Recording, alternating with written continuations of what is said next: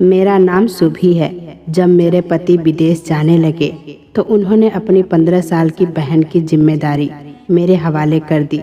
उनके जाने के कुछ ही समय बाद मैंने उसकी शादी एक गरीब बूढ़े आदमी से करवा दी ताकि मेरे सिर से बोझ हट जाए।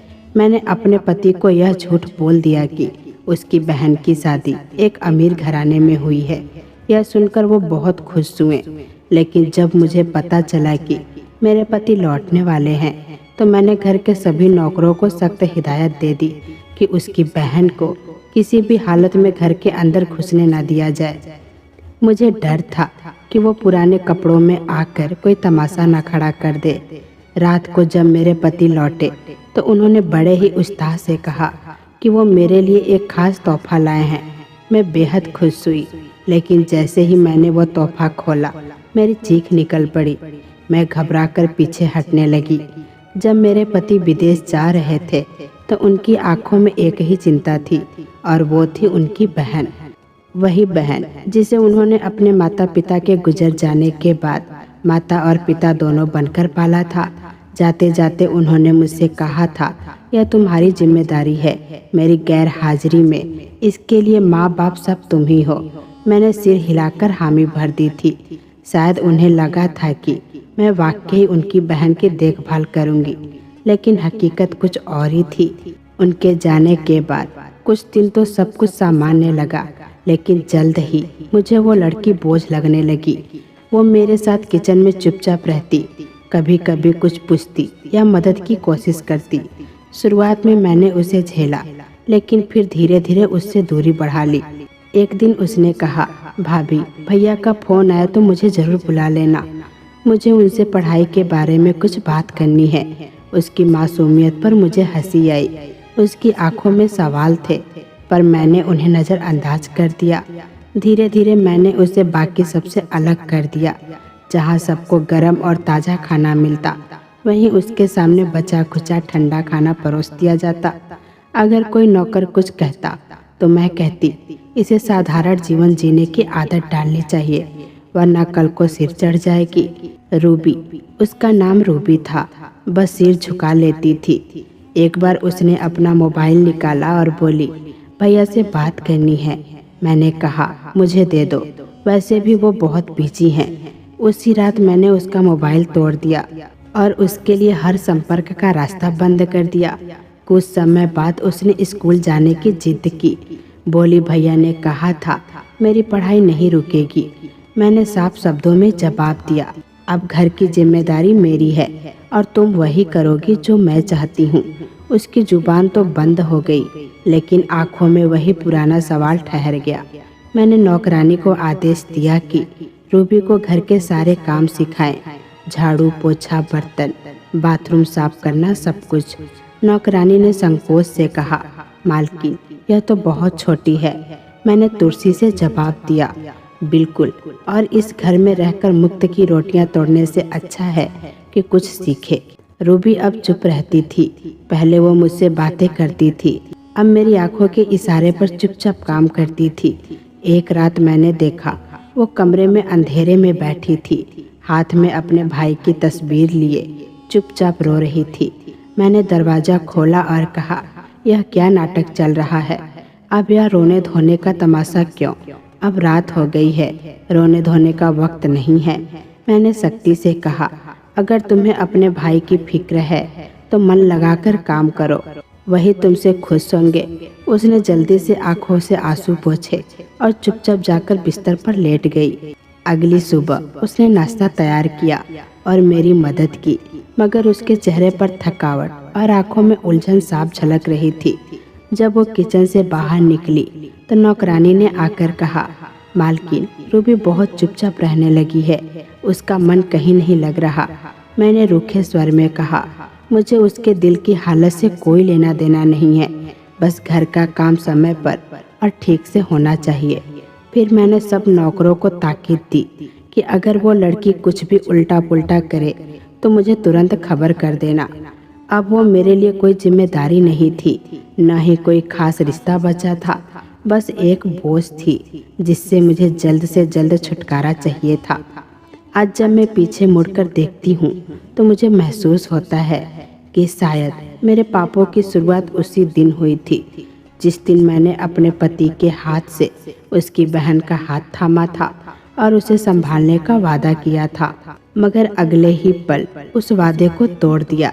एक दोपहर की बात है, मैं चाय पी रही थी, तभी मोहल्ले की सबसे ज्यादा बोलने वाली औरत सुरीली जी आ धमकी। उन्हें दूसरों के घर के मामलों में दखल देने की खास आदत थी। बैठते ही बोली, एक बात कहनी है, लेकिन दिल थोड़ा बड़ा करना पड़ेगा। मैंने कहा, हाँ हाँ कहिए। उन्होंने चाय का घूंट लेते हुए कहना शुरू किया, एक जान पहचान का बूढ़ा आदमी है, बीवी गुजर चुकी है, अकेला रहता है, उसे घर संभालने के लिए कोई चाहिए। तुम्हारी ननद को वैसे भी यहाँ कोई खास काम नहीं है, क्यों न उसका रिश्ता वहीं करवा दिया जाए। मैंने बात बीच में काटते हुए पूछा, उम्र क्या होगी उस आदमी की? उन्होंने जवाब दिया, यही कोई 40 के आसपास होगी, मगर आदमी अकेला है, घर उसका है, गाड़ी भी है, तुम्हारे लिए भी एक टेंशन कम हो जाएगी। और फिर ये तो पुण्य का काम है। मैंने बाहर से तो चुप रहकर सिर हिलाया, मगर अंदर ही अंदर मन पहले से ही निर्णय कर चुका था। अगले दिन मैंने रूबी को नाश्ता तैयार करने को कहा। जब वो प्लेट टेबल पर रखकर जाने लगी तो मैंने उसे अपने पास बुलाया। मैंने बोला, बैठो, कुछ जरूरी बात करनी है। वो चुपचाप आकर मेरे पास बैठ गई। मैंने मुस्कुरा कर कहा, तुम्हारी किस्मत खुलने वाली है, तुम्हारे लिए एक बहुत अच्छा रिश्ता आया है, शरीफ घर, अच्छा लड़का। वो एक पल को मेरी ओर देखती रह गई, फिर बोली, भाभी क्या आपने भैया को बताया है? उन्होंने कहा था कि मेरी शादी वो खुद करेंगे। मैंने हंसते हुए कहा, यही तो सरप्राइज है, जब वो लौटेंगे तो कितने खुश होंगे ये जानकर। उसने धीरे से सिर झुका लिया और सिर्फ इतना कहा, अगर आपको ठीक लगता है तो ठीक है भाभी। अगले ही दिन शादी की तैयारियां शुरू कर दी गई। न कोई रिश्तेदार बुलाया, न मोहल्ले में किसी को बताया।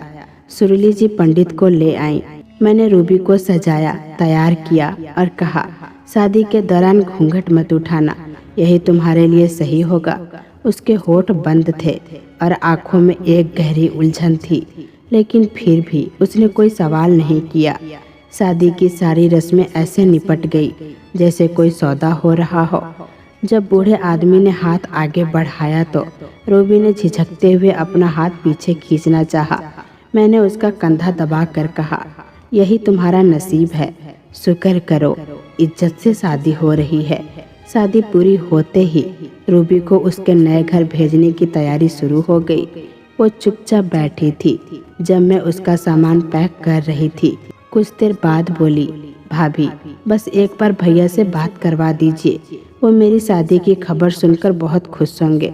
मैंने बिना भाव से कहा, मैं उन्हें सब कुछ बता दूंगी, अभी ये समय सही नहीं है, कल उनका फोन आएगा, वो खुद तुमसे बात करेंगे। उसने कोई बहस नहीं की, बस शांत हो गई। जब वो कार में बैठने लगी उसने भाई का नंबर डायल किया। मैंने झट से उसका फोन छीन लिया और सख्त लहजे में कहा, कब समझोगी तुम, ये अब तुम्हारी नई जिंदगी है, पुरानी बातें, पुरानी मोहब्बतें सब कुछ खत्म हो चुकी है। वो स्तब्ध थी, कुछ नहीं बोली, बस चुपचाप बैठी रही। फिर गाड़ी का दरवाजा बंद हुआ और वो बिना एक शब्द कहे चली गई। 2 दिन बाद उस बूढ़े आदमी की बेटी मेरे घर आई। वो थोड़ा नाराज सी दिख रही थी। आते ही बोली, आपने पहले नहीं बताया कि लड़की इतनी छोटी है, न उसे खाना बनाना आता है, न ठीक से बात करना। पिताजी को तो उसे संवाद करना भी मुश्किल हो रहा है। मैंने मुस्कुराते हुए कहा, शुरुआत में हर लड़की ऐसी ही होती है, वक्त के साथ सब सीख जाती हैं। अंदर ही अंदर मैं सोच रही थी, अच्छा ही हुआ अब वो वहीं सेटल हो जाए, वापस ना आए। अब वो मेरे रास्ते से हट चुकी थी। मैंने उसका नंबर भी अपने फ़ोन से ब्लॉक कर दिया था। सुरीली जी ने जब मुझसे पूछा, क्या रूबी ने कोई आपत्ति नहीं जताई? मैंने ठंडे लहजे में कहा, बिल्कुल नहीं, बल्कि वो तो खुश थी, और अगर कुछ था भी तो मुझे क्या, मेरी जिम्मेदारी अब पूरी हो चुकी है। मैंने अगले ही दिन मेरे पति संजय को फ़ोन किया, बड़े उल्लास से बताया, आपकी बहन के लिए बहुत अच्छा रिश्ता आया था, मैंने उसकी शादी कर दी है, बहुत ही सभ्य और सम्मानित परिवार में। वो सुनकर बहुत खुश हुए। वो बोले, तुमने जो किया है उसका कर्ज मैं जिंदगी भर नहीं चुका सकता। मेरी बहन को तुम्हारी ज़रूरत थी और तुमने उसका साथ दिया। मैंने एक झूठ में सुकून ढूंढने की कोशिश की, मगर दिल के किसी कोने में एक अजीब सी बेचैनी घर कर गई थी, कुछ ऐसा जो गलत था, और अब उसे बदलने का कोई रास्ता नहीं बचा था। उसी दोपहर मेरे मोबाइल पर एक वीडियो कॉल आई। विदेश का नंबर देखकर दिल की धड़कनें तेज हो गई। चेहरे पर एक सुकून भरी मुस्कान लाने की कोशिश की, लेकिन अंदर से बेचैनी थम नहीं रही थी। संजय ने मुस्कुराते हुए पूछा, कैसी हो, सब ठीक तो है? मैंने सिर हिलाकर हामी भरी। फिर उन्होंने सवाल किया, और रूबी, वो कैसी है? ससुराल में खुश तो है ना? मैं एक पल को ठहर गई, फिर धीमे से मुस्कुराकर कहा, तुम बिल्कुल चिंता मत करो, वो बहुत अच्छे घर में गई है, सब कुछ है, पैसा, इज्जत, प्यार, और हाँ, वो तुम्हें हर दिन याद करती है, तुम्हारे लिए दुआएं करती है। संजय ने आंखें बंद की और लंबी सांस ली। कॉल कटते ही मैंने झूठ को और पुख्ता करने के लिए लैपटॉप खोला था। अब असलियत के हर दरवाजे बंद करने का वक्त था। मैंने इंटरनेट से अमीर घरों की लड़कियों की तस्वीर डाउनलोड की। कोई शादी के फंक्शन में, कोई ऑफिस में, किसी के हाथ में फूल तो किसी के कंधे पर ब्रांडेड शॉल थे। इन तस्वीरों पर रूबी का चेहरा एडिट कर दिया। फिर उसके नाम से एक फर्जी सोशल मीडिया प्रोफाइल बनाई, जिसमें दिखाया कि जैसे वो किसी बड़े घर की बहू है। हर तस्वीर के नीचे झूठे कैप्शन, भैया के सपने सच हुए, सोशल वर्क में अवार्ड मिला, अपने पति के साथ नए शहर की शुरुआत की। सिर्फ 1 घंटे में उसकी नकली चमकती धमकती जिंदगी तैयार हो गई। अगले दिन संजय को वीडियो कॉल पर ये प्रोफाइल दिखाई। उन्होंने जैसे ही देखा, आंखें चौड़ी हो गई। ये मेरी बहन है? उन्होंने हैरानी से पूछा। मैंने गंभीर होकर कहा, हाँ, उसने खुद को पूरी तरह से बदल लिया है। उसका पति उसे बहुत सपोर्ट करता है। अब वो अखबारों में भी छपने लगी है। संजय गदगद हो उठे। तस्वीरें सेव कर ली जैसे कोई कीमती याद हो। उसी शाम एक रिश्तेदार का फोन आया, रूबी के पति जैसा रिश्ता मेरे बेटी के लिए भी ढूंढो।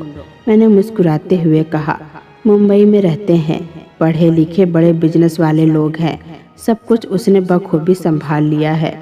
उसके बाद मैंने रूबी के फर्जी पति की भी प्रोफाइल बना डाली। उसमें महंगी गाड़ियाँ, घड़ियाँ, ब्रांडेड कपड़े, सब कुछ डाला। यहाँ तक कि एक नकली इंटरव्यू भी तैयार कर लिया था, जिसमें रूबी महिलाओं की स्वतंत्रता और आत्मनिर्भरता पर बातें कर रही थी।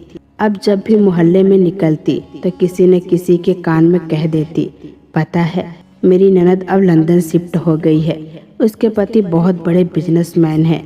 मैंने घर के सभी नौकरों को पहले से समझा रखा था कि अगर कभी रूबी के बारे में कोई पूछे तो सिर्फ यही कहना, मालकिन ने उन्हें एक मॉडर्न, पढ़े लिखे सभ्य परिवार में विदा किया है। वो अब बहुत व्यस्त रहती है, कभी कभी कॉल आती है। असलियत के सारे दरवाजे मैंने पहले ही बंद कर दिए थे। उसका पुराना मोबाइल तो पहले ही टूट चुका था, और अगर किसी अनजान नंबर से कोई मैसेज आता भी तो मैं बिना समय गवाए नंबर ब्लॉक कर देती थी। एक दिन सुरीली आई, आते ही बोली, सुना है रूबी अब तो बोलती भी नहीं, बस छत पर किसी कोने में बैठी रहती है, न खाती है न किसी से बात करती है। मैंने कंधे उचकाकर कहा, शुरू में सब लड़कियां ऐसे ही करती हैं, 2-4 थप्पड़ पड़ेंगे तो अकल ठिकाने आ जाएगी। उसी शाम संजय का फिर फोन आया। उन्होंने कहा, काश मैं उसकी तस्वीरों को खुद देख सकता। मैं रूबी से वीडियो कॉल पर बात करना चाहता हूँ।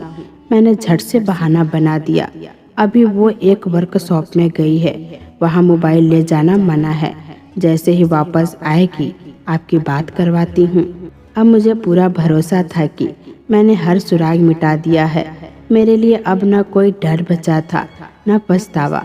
एक दिन दोपहर में जब घर में सन्नाटा पसरा हुआ था और मैं नए पर्दों के डिजाइन देख रही थी, तभी दरवाजे पर तेज दस्तक हुई। नौकर आया और बोला, मालकिन, बाहर एक लड़की खड़ी है, कपड़े मैले हैं, बाल भीगे हुए और कुछ बोल नहीं रही, लेकिन लगती रूबी मैडम जैसी ही है। मैं चौंक उठी। मैंने बोला, नाम पूछा तुमने? नहीं मालकिन, वो कुछ कही नहीं रही है, मगर चेहरा वैसा ही लगता है। मैं बाहर आई और सचमुच वो रूबी ही थी। पहचान मुश्किल थी। चेहरा सूजा हुआ था, कपड़े गंदे, पाँवों में खून और कीचड़ और बाहों पर चोट के निशान। वो सिर झुकाए दरवाजे पर खड़ी थी, जैसे जमीन में गड़ी हो। मैंने भीतर ही भीतर गुस्से में दांत भींचे। नौकर को इशारा किया, दरवाजा बंद रखना। अगर ज्यादा बोले तो कह देना कि यहाँ उसके लिए कोई जगह नहीं है। वो कुछ नहीं बोली, बस दरवाजे की चौखट पर बैठ गई। बारिश शुरू हो गई थी। मैं खिड़की के पर्दे हटाकर झांकने लगी। वो वही थी, गोद में सिर रखे, जैसे शरीर तो वहाँ हो मगर आत्मा कहीं और भटक रही हो। मैं कमरे में वापस आई, टीवी चालू किया, चैनल बदल बदल कर खुद को व्यस्त रखने की कोशिश की। शाम को मोहल्ले की एक औरत आई, बोली, तुम्हारी ननद दरवाजे पर बैठी है और तुम अंदर आराम से हो, लोग बातें कर रहे हैं। मैंने सख्ती से जवाब दिया, वो अब मेरी ननद नहीं रही, शादी हो चुकी है, अब उसका पति जाने और वो, मेरा उससे कोई लेना देना नहीं। रात गहराती गई, बारिश तेज होती रही, मगर रूबी वहीं बैठी रही। न कुछ कहा, न दरवाजा खटखटाया। नौकर घबरा कर आया, मालकिन, अगर उसे कुछ हो गया तो मुसीबत हो जाएगी, कम से कम एक कप चाय तो दे दूं। मैंने ठंडे स्वर में कहा, वो अब हमारी जिम्मेदारी नहीं है, अगर जिंदा रही तो खुद चली जाएगी। रात को सोने से पहले फिर से खिड़की से झांका। वो दीवार से लगी बैठी थी, कांपती हुई, आंखें बंद थी, जैसे सारा दर्द अपने भीतर समेट लिया हो। मैंने खिड़की का पर्दा गिराया, लाइट बंद की और सोने चली गई। सुबह उठी तो दरवाजे पर कोई नहीं था। नौकर को भेजा तो उसने बताया, दिन निकलने से पहले ही चुपचाप चली गई। मैंने राहत की सांस ली। तुरंत उसके पति को मैसेज किया, अपनी पत्नी को संभालो, अगर दोबारा यहाँ आई तो पुलिस को बुला लूंगी, तमाशा बर्दाश्त नहीं करूंगी। दोपहर में उसका पति खुद दरवाजे पर आया, बोला, वो 2 दिन से घर नहीं लौटी, क्या वो यहाँ आई थी? मैंने दरवाजे के पीछे से ठंडे स्वर में कहा, हाँ 2 दिन पहले आई थी। मैंने साफ मना कर दिया कि ये उसका घर नहीं है। वो कुछ देर चुप रहा, फिर बिना कुछ कहे लौट गया। शाम को सुरीली जी का फोन आया, सुना है रूबी वापस घर भागकर आ गई थी, मोहल्ले में चर्चा हो रही है। मैंने सख्ती से कहा, वो भागी नहीं थी, हमने उसे रोका और फिर उसके पति के पास भेज दिया। सुरीली जी हंसते हुए बोली, लड़कियां भी ना, अपनी जगह, अपना भाग्य कुछ नहीं समझती। कुछ दिन बाद जब मैं बाजार गई तो रास्ते में एक बूढ़ी औरत ने पूछा, बेटी, वो छोटी सी लड़की कहाँ गई जो तुम्हारे साथ रहती थी? बहुत भली थी। मैंने हल्के से मुस्कुरा कर कहा, ऊपर वाले ने उसकी किस्मत खोल दी, अब अपने घर में बहुत खुश है। रात को बिस्तर पर लेटी तो खिड़की से बाहर देखा और सब याद आने लगा।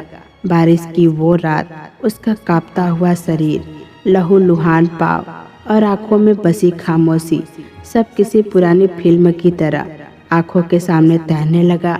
मैंने करवट ली, लाइट बंद की और खुद से कहा, जो होना था हो गया। उसने खुद ही हार मान ली थी, मैंने तो बस दरवाजा बंद रखा था। रात के करीब 2 बजे मोबाइल की रिंग बजी। गहरी नींद में थी, लेकिन इस वक्त फोन का बजना कुछ असामान्य सा लगा। दिल धक से रह गया। स्क्रीन पर अनजान नंबर था। मैंने सोचा शायद विदेश से पति का फोन हो, लेकिन जैसे ही कॉल उठाया, दूसरी तरफ से रूबी की थरथराती बुझी हुई आवाज़ सुनाई दी। उसने धीमे स्वर में कहा, भाभी, मैं हूँ, सिर्फ एक बार भैया से बात करवा दो, मरने से पहले मैं उन्हें देखना चाहती हूँ। उसकी आवाज़ सुनते ही जैसे वक्त कुछ पल के लिए थम गया, लेकिन मैंने खुद को तुरंत संभाल लिया। कठोर लहजे में कहा, तुम अब उस काबिल नहीं रही कि तुम्हारी उनसे बात करवाई जाए। उनके लिए तुम अब कुछ नहीं हो। तुम्हारे हिस्से का भाग्य तुम्हें मिल चुका है। अगर दोबारा इस घर के आसपास आई तो पुलिस बुला लूंगी और ये नंबर अभी ब्लॉक कर रही हूँ। फोन के दूसरी तरफ सन्नाटा छा गया। फिर धीमी सी टूटी आवाज आई, भाभी, बस एक बार। मैंने कुछ सुने बिना कॉल काट दी और नंबर ब्लॉक कर दिया। कमरे में कुछ पल के लिए एक अजीब खामोशी फैल गई। उसकी आवाज़ अब भी कानों में गूंज रही थी। मैंने तकिए में मुंह छुपाकर आंखें बंद कर ली, जैसे कुछ हुआ ही नहीं। सुबह होते ही नौकर को बुलाकर सख्ती से हिदायत दी, अगर वो लड़की कभी घर के पास भी दिखाई दे तो सीधे बाहर भगा देना। इस घर में उसके लिए कोई जगह नहीं है, और अगर किसी से बात करने की कोशिश करे तो तुरंत मुझे बताना। नौकर चुपचाप सिर झुकाकर चला गया। अगले दिन दोपहर में पति का फोन आया। उनका मूड बेहद अच्छा था। बोले, मेरी छुट्टी मंजूर हो गई है, अगले महीने आ रहा हूँ। मैंने मुस्कुराते हुए कहा, बहुत अच्छी खबर है, हम सब इंतजार कर रहे थे। फिर वही पुराना सवाल उन्होंने फिर से पूछ लिया, तुमने कभी मेरी बहन से मेरी बात क्यों नहीं करवाई? वो तो मुझे कॉल भी नहीं करती। मैंने सहजता से झूठ कहा, बहुत व्यस्त रहती है, कभी किसी वर्कशॉप में तो कभी किसी सेमिनार में। खुद मुझे भी मुश्किल से समय मिलता है उससे बात करने का। तुम आओगे तो सब कुछ खुद ही देख लेना। उन्होंने थोड़ी देर चुप रहकर कहा, जब छोटी थी तो रोज मेरे गले लगकर सोती थी, अब तो जैसे बिल्कुल बदल गई है। मैंने बात बदलते हुए कहा, अब वो बच्ची नहीं रही, जिम्मेदार बन गई है। शाम को घर में फिर सख्ती से सब नौकरों को ताकीद दी कि अगर रूबी कहीं भी दिखे तो कोई हमदर्दी न जताना, दरवाजे के बाहर से ही भगा देना। 2 दिन बाद मोहल्ले की एक महिला ने बताया, बहन, सुना है रूबी बच्चों को पढ़ाती है, गरीबों में खाना और कपड़े बांटती है। मैंने बात को टालते हुए सिर्फ इतना कहा, अब उसका हमसे कोई लेना देना नहीं है। उन्हीं दिनों मेरे मोबाइल पर एक अनजान नंबर से मैसेज आया, भैया को आखिरी बार देखना चाहती हूँ। मैंने बिना खोले मैसेज डिलीट कर दिया और मोबाइल बंद करके रख दिया। उस रात जब सब सो गए थे, मैं मोबाइल की गैलरी खोलकर रूबी की पुराने तस्वीर देखने लगी। वो फोटो जिसमें वो अपने भैया के साथ खिलखिला रही थी। कुछ पल रुकी, फिर गैलरी बंद कर दी। खुद से कहा, अब फर्क नहीं पड़ता। अगले दिन पति ने दोबारा पूछा, कोई नंबर है रूबी का? उससे बात करने का मन कर रहा है। मैंने झूठ बोला, उसने नंबर बदल दिया है, कहती है कि वापस आकर खुद बात करेगी। वैसे भी उसके ससुराल वालों को फ़ोन पर ज़्यादा बात करना पसंद नहीं। फ़ोन करते ही मैंने फैसला लिया कि अब उसके हर निशान को मिटा देना होगा। उसकी सच्चाई अब किसी को पता नहीं चलनी चाहिए, चाहे वो बच्चों को पढ़ाए या दुनिया को बदलने की कोशिश करे। इस घर की दहलीज हमेशा के लिए बंद है। लेकिन वो दिसंबर की एक सर्द शाम थी। तेज ठंडी हवाएं जैसे बदन से आर पार हो रही थी। संजय जैसे ही अपनी फैक्ट्री से बाहर निकले, किसी ने अचानक पुकारा। संजय पीछे मुड़कर देखा तो वही पुराना दोस्त सामने खड़ा था, जो कभी उनके साथ मोहल्ले के एक ही ब्लॉक में बचपन गुजारा करता था। दोनों गले मिले, खूब हंसे और पास के एक कॉफ़ी शॉप में जा बैठे। बातों की सिलसिला वहीं से शुरू हो गया जहां सालों पहले छूटा था। आरव ने बताया, वो अभी 2 हफ्ते पहले ही इंडिया से लौटा है और अब विदेश में काम कर रहा है। कुछ ही देर में वो अचानक गंभीर हो गया। वो बोला, तुम्हारे बारे में बहुत कुछ सुना संजय, पर सुनकर दुख भी हुआ। संजय हैरान हुए, दुखी क्यों? ऐसा क्या सुना? आरव ने कॉफी का घूंट लिया और धीमे स्वर में कहने लगा, हमारे शहर में हाल ही में एक गरीब बस्ती में राशन वितरण का कैंप लगा था। वहाँ एक झुग्गी के बाहर कुछ बच्चों को पढ़ा रही एक लड़की पर मेरी नज़र पड़ी। वो बेहद कमज़ोर थी, पर उसके चेहरे पर गजब की समझ और आत्मविश्वास झलक रहा था। जब मैंने उसका चेहरा देखा तो रुक गया, क्योंकि वो हूबहू तुम्हारी बहन रूबी जैसी लग रही थी। संजय सन्न रह गए, कुछ पल तक कुछ कहे ही नहीं। फिर धीरे से बोले, तुम्हें यकीन है वो रूबी ही थी? आरव ने गंभीर होकर कहा, मैंने उससे बात करने की कोशिश की थी, बस इतना कहा उसने।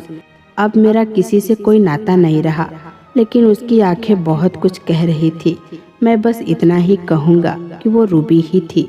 संजय का चेहरा उतर गया, उनके भीतर कुछ टूटता सा महसूस हुआ।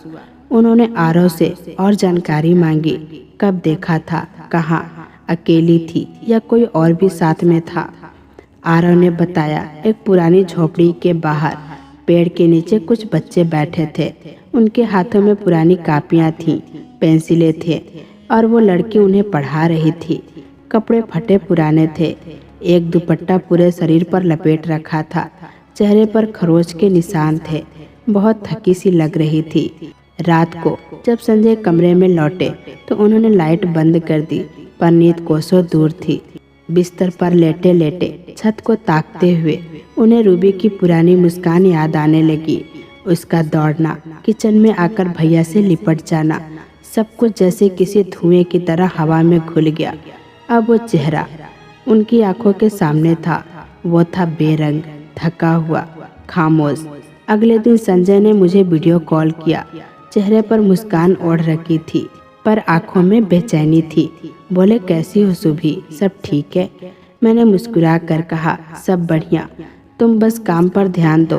कुछ देर बाद वो बोले, सुभी एक बात बताओ, रूबी कहाँ है?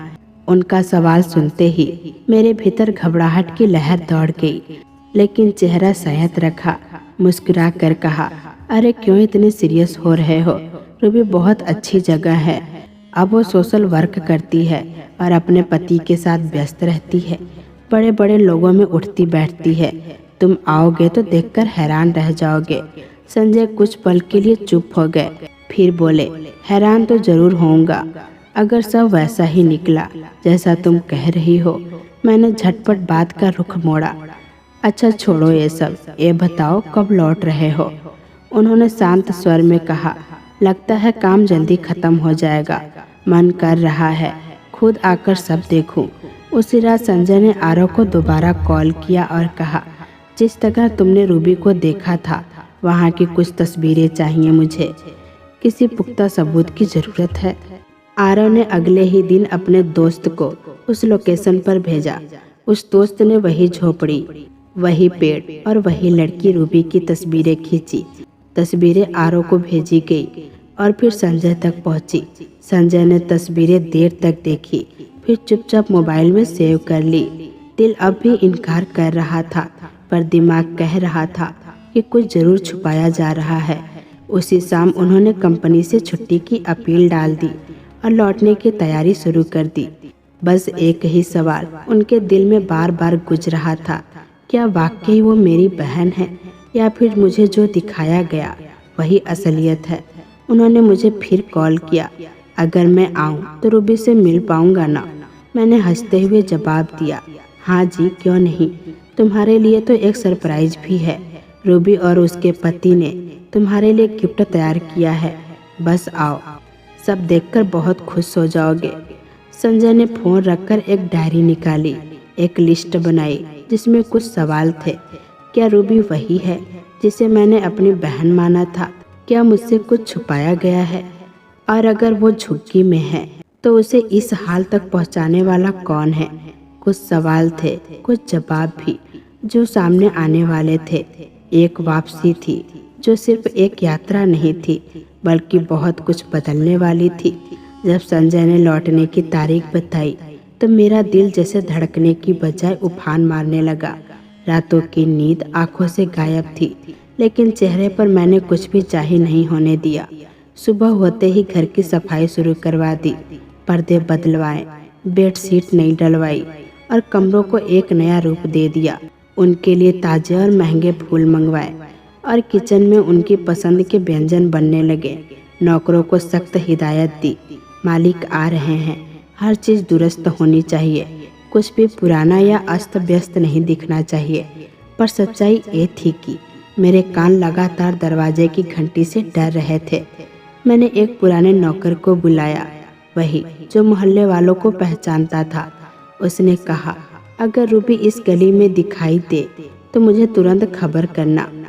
उसने सिर हिलाकर जवाब दिया, मालकिन आप बेफिक्र रहिए, अगर वो यहाँ आई तो मैं उसे गली में ही जलील करके भगा दूंगा। आखिर इज्जत का मामला है।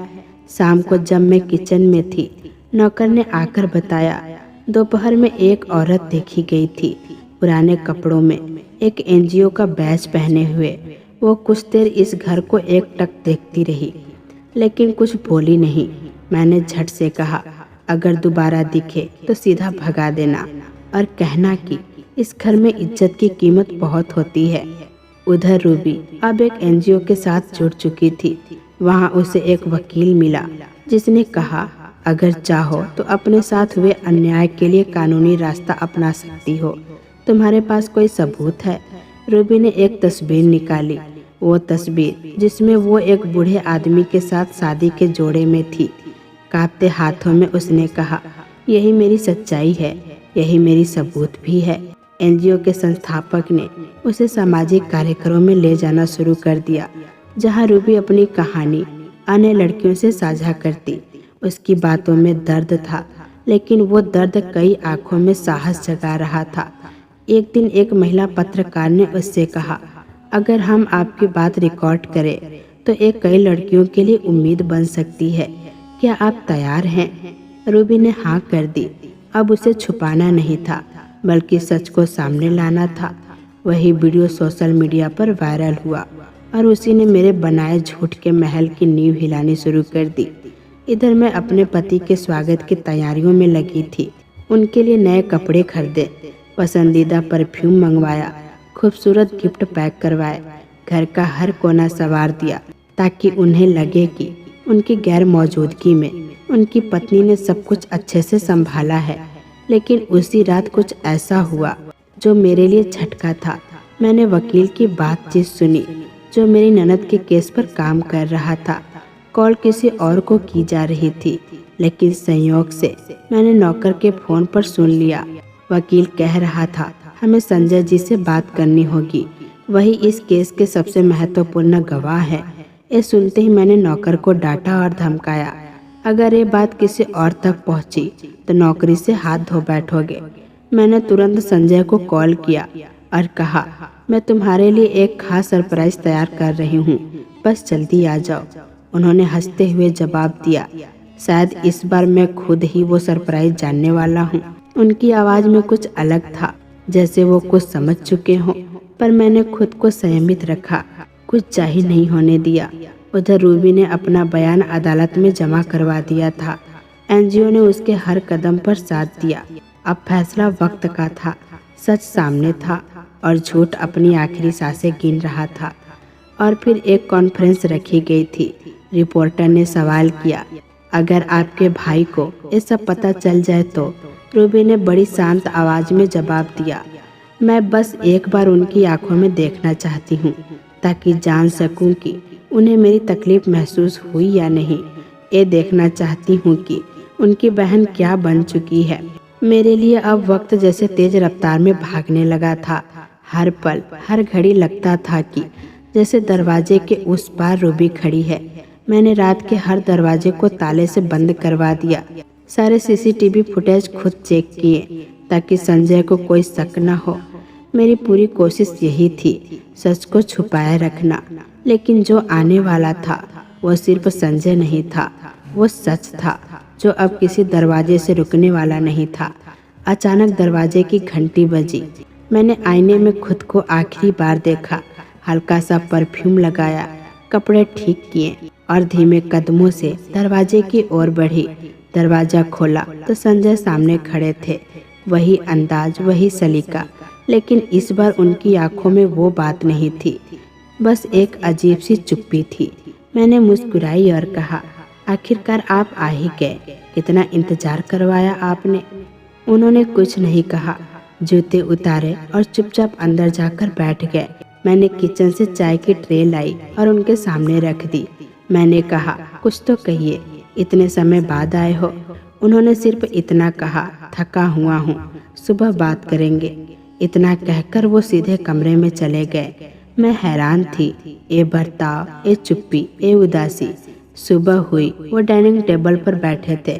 मैंने चुपचाप उनके सामने चाय का कप रखा। मेरे हाथ कांप रहे थे, पर चेहरा जैसे किसी आदत की तरह संयमित था। उन्होंने बिना मेरी तरफ देखे कहा, बैठो, कुछ जरूरी बात करनी है। मैं कुर्सी खींचकर बैठ गई। उन्होंने अपनी जेब से एक भारी सी फाइल निकाली और टेबल पर रख दी। फिर मोबाइल निकाला और एक वीडियो चला दी। इस बार आवाज तेज थी और शब्द साफ। भैया, अगर आप मेरी आवाज सुन पा रहे हो तो बस एक बार मुझे देख लो, एक बार मेरी बात सुन लो। मरने से पहले एक बार आपसे मिलना चाहती हूँ। ये रूबी की आवाज़ थी, वही लड़की जिसे मैंने कभी जिंदगी से निकाल फेंका था। मेरी सांसें थम गई। मैंने हाथ बढ़ाया कि वीडियो बंद कर दो, पर संजय ने झटक दिया। उन्होंने ठंडी आवाज में कहा, ये देखना अब तुम्हारे लिए जरूरी है, क्योंकि जो तुमने सालों से छुपाया था वो अब मेरे सामने है। मैंने कांपती हुई आवाज में कहा, ये सब झूठ है संजय, इन एनजीओ वालों को कुछ भी नहीं पता।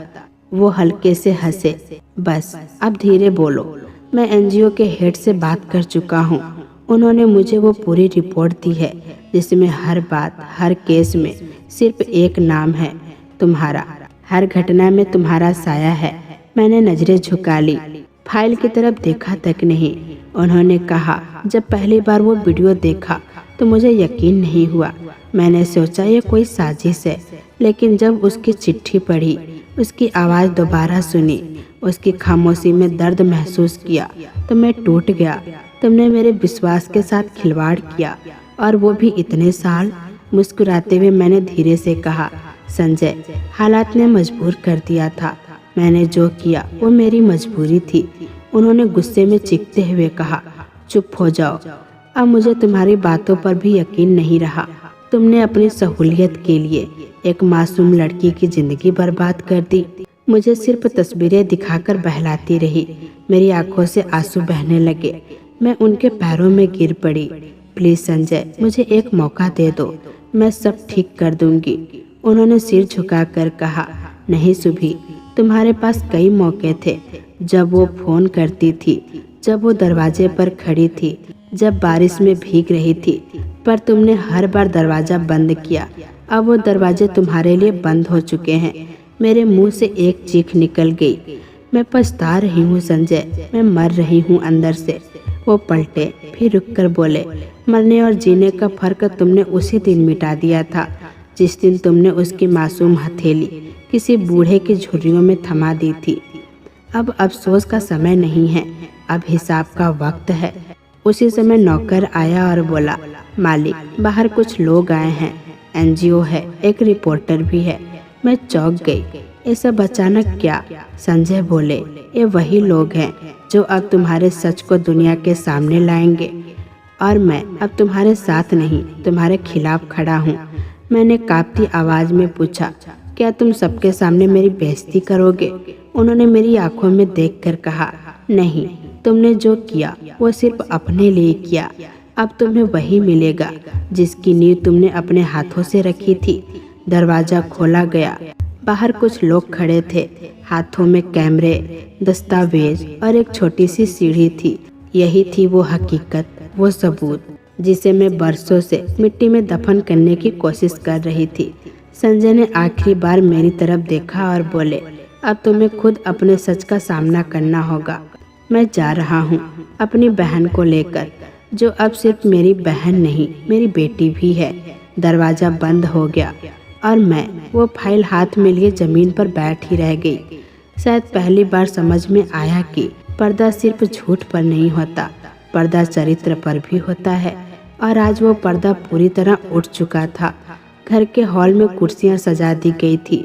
शुरुआत में लगा शायद कोई मीटिंग होगी, शायद रूबी कुछ बात करना चाहती होगी, पर फिर नौकर ने आकर बताया, मालिक ने मोहल्ले वालों, रिश्तेदारों और सारे नौकरों को आज शाम के लिए बुलाया है। मेरे दिल की धड़कनें तेज होने लगी। संजय तो मुझे अकेला छोड़ चुके थे, फिर ये सब क्यों? शाम होते होते मेहमान आने लगे।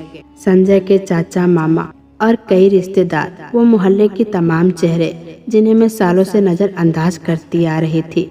हर चेहरे पर एक अजीब सी उत्सुकता थी। कमरे का माहौल भारी हो गया था। तभी संजय दाखिल हुए। उनके साथ रूबी भी थी, वही मासूम बच्ची जो अब शांत मगर साहसी औरत बन चुकी थी। उसके चेहरे पर सुकून था, पर वो जख्म अब भी जिंदा थे जो मैंने कभी दिए थे। रूबी ने सबको बैठने के लिए कहा। मैं हॉल के एक कोने में खड़ी थी, नजरें झुकी हुई थी, माथे पर पसीने की लकीरें। संजय ने सबकी तरफ देखा और बोले, आज मैं एक फैसला सुनाने जा रहा हूँ, लेकिन पहले आपको एक सच्चाई सुननी होगी। उन्होंने स्क्रीन पर वो वीडियो चला दी जो कुछ दिन पहले मुझे अकेले में दिखाई थी। वही दर्द भरी आवाज़, वही टूटे शब्द, वही खामोश चीखे। वीडियो खत्म हुई, हॉल में एकदम सन्नाटा पसर गया। तभी मोहल्ले की एक महिला बोल उठी, हे भगवान, ये तो रूबी की भाभी है। संजय ने शांत स्वर में कहा, हाँ वो यही औरत है जिसे मैंने अपनी बहन की जिम्मेदारी सौंपी थी और इसी ने मेरी गैर मौजूदगी में उस जिम्मेदारी को बेच डाला। ससुराल पक्ष के रिश्तेदार ने मुझे अचंभे से देखा। संजय के चाचा जी ने पूछा, बहू क्या है ये सब, सच है? मैं कुछ कहना चाहती थी पर आवाज़ गले में अटक गई। संजय ने फाइल सबके सामने रखते हुए कहा, एनजीओ की जांच, वकील के बयान और वो सब जो मैंने खुद अपनी आंखों से देखा है। लोग एक एक करके फाइल की तरफ बढ़े, पन्ने पलटे गए। कुछ ने सिर हिलाया, कुछ ने गहरी सांसें ली। तभी एक बुजुर्ग महिला बोली, ऐसी औरत को कोई माँ भी ना कहे। फिर एक औरत जो हमारे घर में काम करती थी आगे आई और बोली, मालकिन जी, हमें शर्म आती है कि हम इतने साल आपके लिए काम करते रहे। मैं पीछे हटती गई, दीवार का सहारा लेकर खड़ी हो गई। संजय की आवाज़ गूंजी, मैं यहाँ इंसाफ मांगने आया हूँ, क्योंकि गुनहगार अगर घर के अंदर हो तो इंसाफ बाहर बुलाना पड़ता है। आज के बाद ये औरत मेरी जिंदगी से हमेशा के लिए बाहर है। संजय ने सबके सामने कहा, फिर मेरी ओर इशारा करते हुए बोले, जिसने मेरे भरोसे को तोड़ा और मेरी बहन की मासूमियत को रौंद डाला, वो अब इस घर में रहने के काबिल नहीं रही। संजय ने रूबी को अपने पास बुलाया, उसके सिर पर हाथ रखा और कहा, आज से तू मेरी बहन नहीं, मेरी बेटी है। मैंने तुझे नई जिंदगी देने का फैसला कर लिया है। फिर उन्होंने जेब से एक लिफाफा निकाला और मेरी तरफ फेंक दिया। हाथ कांपते हुए जब मैंने उसे खोला तो वो तलाक के कागज थे। मेरे पैरों तले से जमीन खिसक गई, लेकिन मुझे पता था कि मेरी गलती इतनी बड़ी थी कि अब अकेले ही चलना होगा। भीड़ के बीच मैं खामोश खड़ी रही, आंखों से बहते आंसू मेरे हार नहीं, रूबी की जीत की गवाही थे। मैं वही जमीन पर बैठ गई, जैसे शरीर में कोई जान ही ना बची हो। ना कोई पास आया, ना किसी ने सहारा दिया, ना एक गिलास पानी तक का पूछा। बस लोगों की फुसफुसाहटें सुनाई दे रही थी, इसे तो शहर से निकाल देना चाहिए। और कोई कह रहा था, इसके खिलाफ कानूनी कार्रवाई होनी चाहिए। शाम होते होते सब लौट गए। संजय ने मुझसे कहा कि अपना सामान पैक कर लो और नौकरों से कहा, अब इस घर की मालकिन नहीं रही। जो इज्जत दी थी वो खुद ही गवा दी। मैंने कुछ नहीं कहा, सिर्फ सिर झुका लिया। दरवाजे पर खड़े होकर संजय ने मेरी तरफ देखा और कहा, जा उस रास्ते जिसे तूने खुद चुना है। अब इस घर के दरवाजे तेरे लिए हमेशा के लिए बंद हो चुके हैं। दरवाजा बंद हो गया और मैं बाहर निकल आई, एक नई पहचान के साथ। लेकिन इज्जत की चादर उतर चुकी थी और बेइज्जती का बोझ उठाए एक अजनबी सी बनकर। समय बीतता गया और रूबी की कहानी अब शहरों की दीवारों से निकलकर दिलों तक पहुंच चुकी थी। उसकी मिसाल दूर दूर तक फैली। लोग उसका नाम इज्जत से लेने लगे। अब वो सिर्फ एक नाम नहीं, एक प्रेरणा बन चुकी थी। तो दोस्तों, उम्मीद है कि आपको यह कहानी पसंद आई होगी। अगर आपने इससे कुछ महसूस किया हो तो वीडियो को लाइक करें। चैनल पर नए हैं तो सब्सक्राइब करना ना भूलें और नोटिफिकेशन बेल जरूर दबाएं ताकि अगली भावनात्मक कहानी सबसे पहले आप तक पहुंचे।